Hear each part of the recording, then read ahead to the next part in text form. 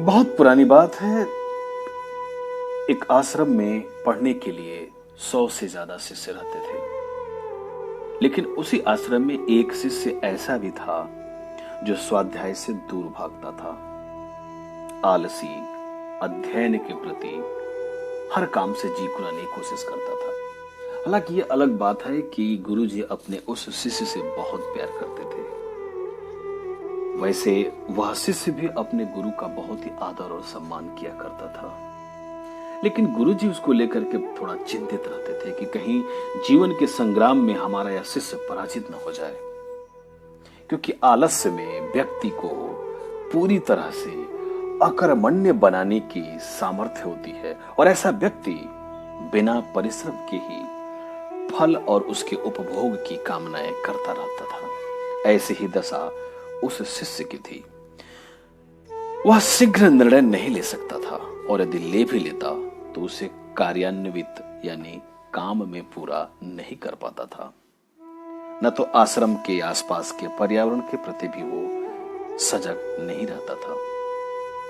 भाग्य के भरोसे बैठे बैठे कोई भी व्यक्ति प्रवीण नहीं हो सकता है, और इस बात से दुखी होकर के गुरुजी ने अपने शिष्य को सुधारने के लिए एक योजना बना डाली। एक दिन गुरुजी ने काले पत्थर का एक छोटा सा टुकड़ा अपने उस शिष्य को हाथ में देते हुए कहा, मैं तुम्हें यह जादुई पत्थर का टुकड़ा दे रहा हूं 2 दिन के लिए, और मैं गांव से कहीं दूर जा रहा हूं। जिस किसी भी लोहे की वस्तु का तुम स्पर्श करोगे वह स्वर्ण में परिवर्तित हो जाएगी, लेकिन याद रहे कि दूसरे दिन सूर्यास्त के पहले तुम्हें इसे वापस कर देना है, क्योंकि इसकी ताकत खत्म हो जाएगी। शिष्य बड़ा प्रसन्न हुआ, और इतना प्रसन्न हुआ कि पहला दिन प्रसन्न होते होते कल्पना करते करते बिता दिया कि मेरे पास बहुत सारा सोना होगा, मैं सुखी और समृद्ध हो जाऊंगा, नौकर होंगे, चाकर होंगे, मुझे पानी पीने तक के लिए भी उठाना नहीं पड़ेगा।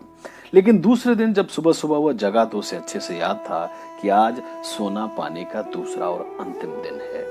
ऐसा सोच के उसने बहुत अच्छे से विचार किया कि आज तो मैं इसका लाभ जरूर उठाऊंगा, और उसने निश्चय किया कि मैं बाजार से लोहे के बड़े बड़े खंभे या सामान खरीद कर लाऊंगा और उन्हें सोने में बदल डालूंगा। दिन बीतता गया और वह इसी सोच में बैठा रहा कि अभी तो बहुत समय है, कभी भी बाजार जाऊंगा, सामान ले आऊंगा, उसे सोने में बदल दूंगा। लेकिन धीरे धीरे दोपहर हो गई, और दोपहर के भोजन करने के बाद उसे आदत थी आराम करने की। उसने सोचा थोड़ा सा सो लेता हूं, उसके बाद जाऊंगा। लेकिन आलस्य के कारण बिस्तर पे जाते ही उसे गहरी नींद आ गई।